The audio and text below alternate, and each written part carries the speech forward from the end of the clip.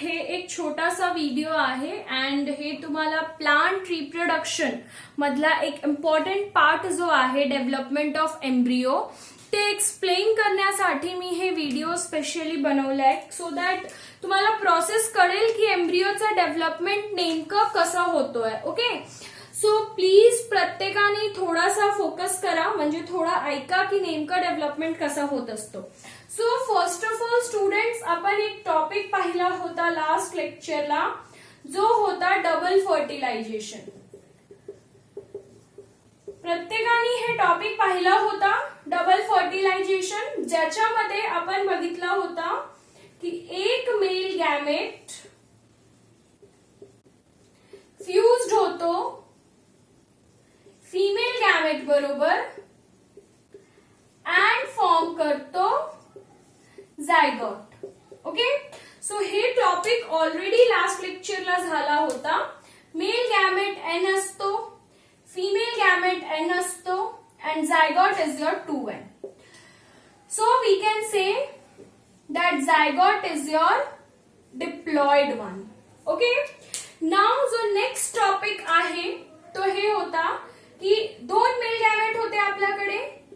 So second male gamete will fused with the middle nuclei जो होता polar nuclei and it was supposed to form endosperm. Okay, so आता इथे पण mail gamete diploid होता, sorry haploid होता, but हे polar nuclei diploid होता and तो एंडोस्पर्म ट्रिप्लॉइड इन नेचर आहे. एंडोस्पर्म कसा आहे? एंडोस्पर्म ट्रिप्लॉइड इन नेचर आहे. ओके, सो हे ऑलरेडी प्रोसेस आपण बघितला होता. या प्रोसेसला डबल फर्टिलायझेशन म्हणतात. आता आपल्याला ज्या कंटेंटवर फोकस करायचे स्टुडंट तो हे आहे कि this zygote is going to develop and it is going to form embryo. हे zygote develop होणारे and embryo form करणारे. and endosperm जो आहे तो न्यूट्रिटिव्ह टिश्यू आहे. ओके, एंडोस्पर्म जो आहे तो न्यूट्रिटिव्ह टिश्यू आहे जो की नरिशमेंट प्रोव्हाइड करणार आहे. Okay, so endosperm is going to provide nourishment to the developing embryo.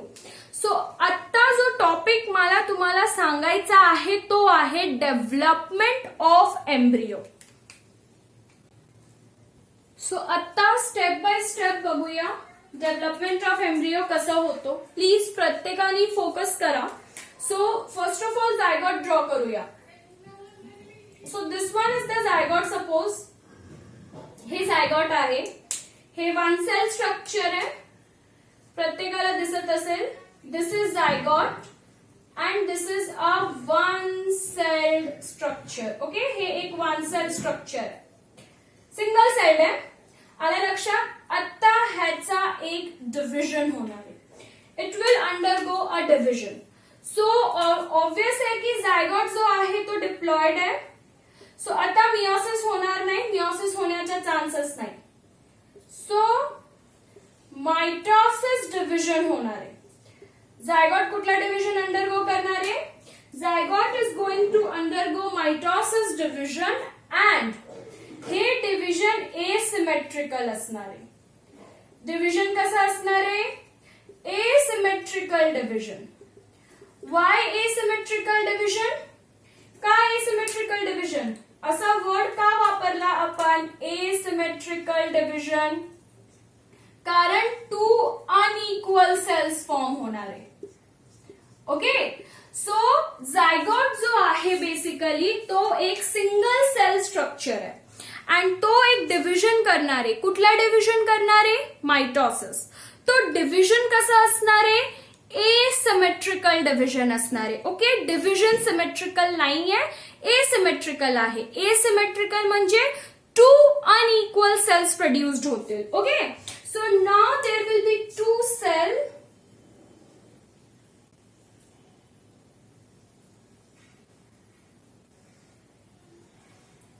So तुम्हाला डायग्राम मध्ये दोन अनइक्वल सेल दिसत असतील. एक छोटा आहे अँड दुसरा सेल जो आहे तो जरा मोठा आहे. ओके, सो एक सेल स्मॉल आहे अँड दुसरा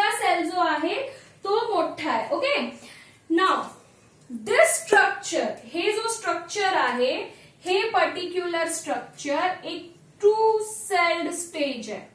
कसा स्टेज आहे? Two celled stage. अँड ह्याला म्हणतात pro embryo.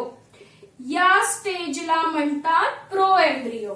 Okay, so this one is the बॅसल cell और सस्पेन्सर सेल.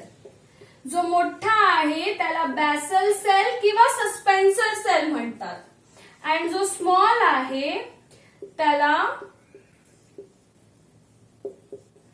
एम्ब्रियोनल सेल म्हणतात. ओके, जो स्मॉल आहे त्याला एम्ब्रियोनल सेल म्हणतात. जो मोठा आहे त्याला बॅसल सेल किंवा सस्पेन्सर सेल म्हणतात. सो आता झायगट मध्ये थोडा चेंज आलाय. And let me tell you one thing student, हे सस्पेन्सर सेल चलाजा एंडला आहे अँड हे एम्ब्रियोनल सेल मायक्रोपाई एंडला आहे. ओके, सो काही ठिकाणी काही बुक्स मध्ये डायग्राम उलटा असतो. उलटा असतो म्हणजे हे चलाजा खाली असतो, एम्ब्रियोनल वर असतो. सो डायग्राम मध्ये काही चेंज होत नाही, उगाच कन्फ्युज व्हायचं नाही. सो हे embryonal cell is going to form the embryo.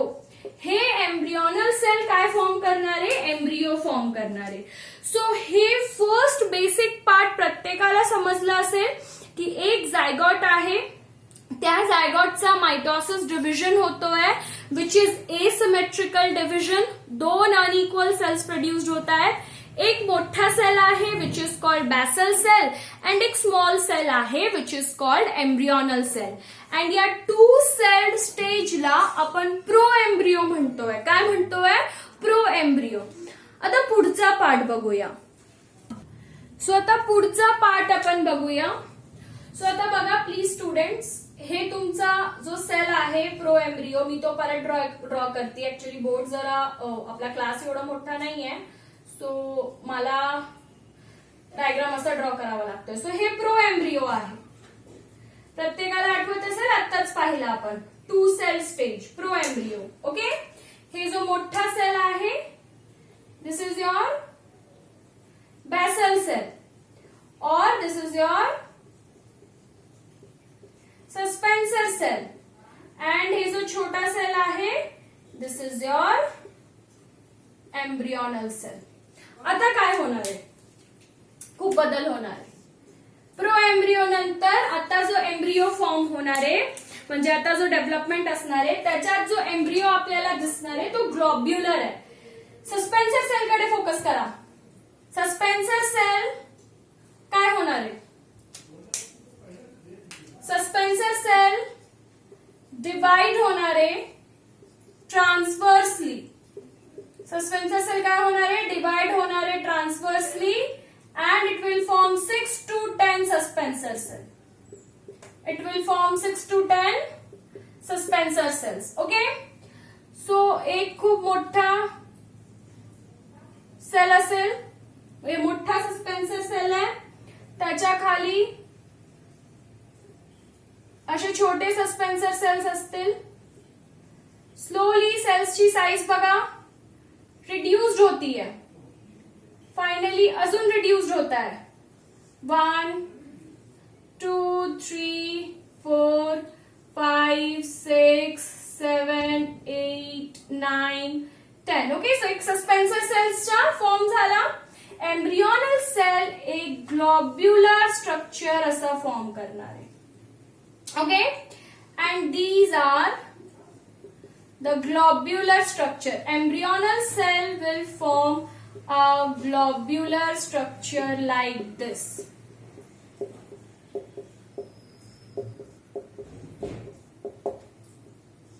Okay, so this will be now known as your globular embryo. ह्याला आता globular embryo म्हणणार आहे. So embryonal cell नी ग्लोब्युलर स्ट्रक्चर फॉर्म केला. ओके, सो हे चेंज झाला. Pro embryo to एक globular embryo structure form झाला. सो आय होप प्रत्येकाला समजलं डायग्राम कसा होता. एक असा झायगॉट होता, तो झाला प्रो एम्ब्रियो, असा दोन सेल. ह्याचा जो वरचा सेल आहे सस्पेन्सर सेल तो कित्येक वेळा डिवाइड होणार आहे, ट्रान्सव्हर्सली डिव्हिजन होणार आहे, असं transverse. Okay, and transverse division होऊन 6 to 10 असा सस्पेन्सर सेल फॉर्म करणार आहे. अँड एम्ब्रियोनल सेल खूप वेळा डिवाइड होणार आहे अँड एक ग्लोब्युलर स्ट्रक्चर फॉर्म करणार आहे. अँड या टाइपच्या एम्ब्रियोला ग्लोब्युलर एम्ब्रियो म्हणतोय. सो एम्ब्रियो डेव्हलप्ड होतोय बट अजून पूर्ण डेव्हलप झालेला नाहीये. ओके, इनिशियल डेव्हलपमेंट झाली आहे त्याची. आता बघू की या ग्लोब्युलर एम्ब्रियोचा पुढे काय होतो. सो हे ग्लोब्युलर एम्ब्रियो असंच राहणार आहे. इनव्हर्स मध्ये आता डायग्राम बघू नेमका काय होतो, या साईडला पुढचं डेव्हलपमेंट बघू. सो आता हे सस्पेन्सर सेल कंप्रेस्ड होणार आहे. ओके, सो प्लीज लक्षात ठेवा की इव्हेंट्स काय काय असणार आहे. So first event is suspensor cell compress. Okay, suspensor cell पूर्ण कंप्रेस होणार आहे. And globular embryo will become heart shaped. Globular embryo त्याचा शेप चेंज करणार आहे and will become heart shape. So let's look at the diagram.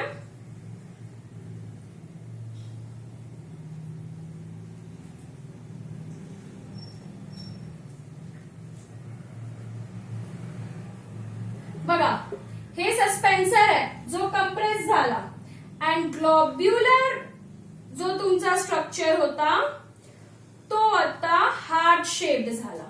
So this is the change. Now this particular one is known as heart shaped embryo. Okay, so हे मी फक्त तुम्हाला basic explain करतेय, फक्त board पुरता. Okay, की म्हणजे नेमकं बोर्ड मध्ये आला तर तुम्ही कसं लिहिणार आहे. So globular embryo get change to heart shaped embryo. Okay, so again these are your suspensor cells and this is now heart shaped embryo. Okay, but students अजूनही हे हार्ट शेप्ड एम्ब्रियो पूर्णपणे डेव्हलप झालेला नाहीये because still cotyledon आणि radicle plumule हे part form झालेले नाहीये. So globular embryo पासनं suspensor cell and heart shaped embryo हे चेंजेस झाले. ओके, सस्पेन्सर सेल कॉम्प्लेक्स म्हणजे कंप्रेस झाले. What is the function of this suspensor cell? कशासाठी असतात?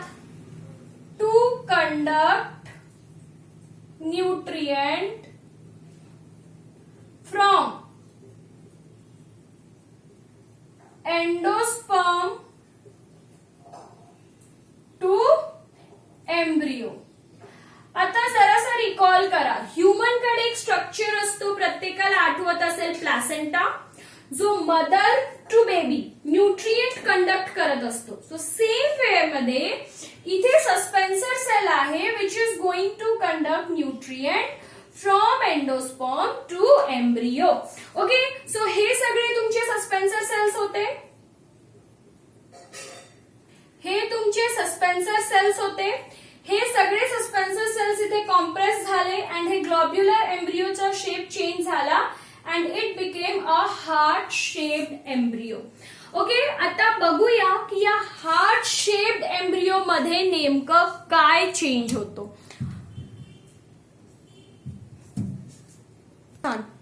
सो आता बघू काय चेंज होणार आहे. आता सस्पेन्सर सेल्स पूर्ण कमी झालेले असतील. Okay, because almost embryo develop झाला. सो आता सस्पेन्सर सेल ऑलमोस्ट कमी झाले असतील.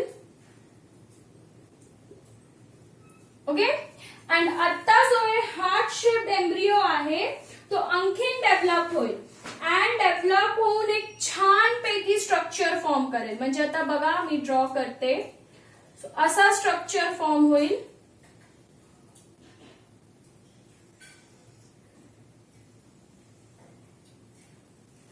असा.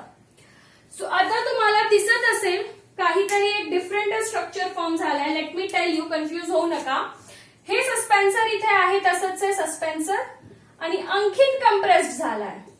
बट एम्ब्रिओ मध्ये आता चेंजेस आले. हे दोन दिसत आहेत का तुम्हाला? हे दोन्ही आहे कॉटलिडन. दोन कॉटलिडन कारण डायकॉट आहे. समजत असेल it is a dicot mature embryo. Okay, dicot mature embryo आहे. सो बघा कॉटलिडन आहे, झालाय कॉटलिडन फॉर्म. ओके, हे जो वरचा पार्ट आहे this one is radicle. This one is radicle and हे जो पार्ट आहे हे प्ल्युमल आहे. सो तुमच्या मनात आलं असेल ना की हे उलट कसं. सो हे डायग्राम असा इन्व्हर्टेड असेल. आलं लक्षात? The diagram can be inverted. So now this heart shaped embryo changes to this mature embryo and या टाईपच्या स्टेजला टॉर्पेडो स्टेज म्हणतात. म्हणजे आता हे मॅच्युअर एम्ब्रिओचा जो स्टेज आहे त्याला टॉर्पेडो स्टेज म्हणतात. सो बघा मॅच्युअर एम्ब्रिओ मध्ये काय काय चेंज झाला. सस्पेन्सर पूर्णपणे डिक्रीज झाले, रेडिकल फॉर्म झाला. या रेडिकल पासून रूट तयार होणारे आणि या प्ल्युमल पासून शूट तयार होणारे. हे डायग्राम इन्व्हर्टेड आहे स्टुडंट. आपण या डायग्रामला इन्व्हर्ट करू शकतो. मी इन्व्हर्ट करून दाखवते कारण रेडिकल खाली असेल आणि प्ल्युमल वर असेल तुमच्याप्रमाणे. सो थांबा मी डायग्राम इन्व्हर्ट करून दाखवते. सो इन्व्हर्टेड डायग्राम बघा स्टुडंट, असा असतो ऍक्च्युली. सस्पेन्सर खाली आला लक्षात? सस्पेन्सर खाली असतो. हे असेल तुमचा रेडिकल जिथून रूट तयार होणारे. हे आहे तुमचा प्ल्युमेल जिथून शूट तयार होणारे अँड हे आहे तुमचा कॉटलिडन. काय आहे? Cotyledon. Okay, so this is how the embryo looks like. Okay, so हे सस्पेन्सर आता बघा बेस मध्ये आहे. So this suspensor are your basal cells. Okay, and हे जो पूर्ण स्ट्रक्चर आहे रेडिकल टू कॉटलिडन पर्यंत हे कुठल्या सेल पासून तयार झाला? Embryonal cell. अँड हे वर आहे. So that's why it is called apical cell. आता समजत असेल. ओके, पण ड्रॉ करताना आपण असं ड्रॉ करतो. हेही चालेल, हे इन्व्हर्टेड दाखवलेलं आहे. ओके, बट हेही चालेल, हे रॉंग नाहीये. ओके, सो हे ऍक्च्युअल सीड मध्ये असं असतो. प्ल्युमेल वरच्या साईडला असतो ज्याच्यावरनं शूट निघणारे. रेडिकल खालच्या साईडला असतो ज्याच्यावरनं रूट निघणारे. Okay, so suspensor base sale आहे अँड तुमचा जो बाकी पूर्ण स्ट्रक्चर आहे रेडिकल प्ल्युमेल कॉटलिडन ते सगळं एम्ब्रियोनल सेल पासून तयार झालंय. सो आय होप आता प्रत्येकाला स्टेजेस समजले. फर्स्ट ऑफ ऑल झायगॉट आहे, मग प्रो एम्ब्रिओ आहे, मग हार्ट शेप्ड आहे, त्याच्यानंतर तुमचा टॉर्पेडो स्टेज आहे. ओके, सो स्टुडंट्स हे व्हिडिओ फक्त ह्याच्यासाठी होता की तुम्हाला डेव्हलपमेंट समजेल. तुम्ही आता हे व्हिडिओ बघा आणि मग आपण लेक्चरमध्ये पुढचे कंटेंट डिस्कस करू.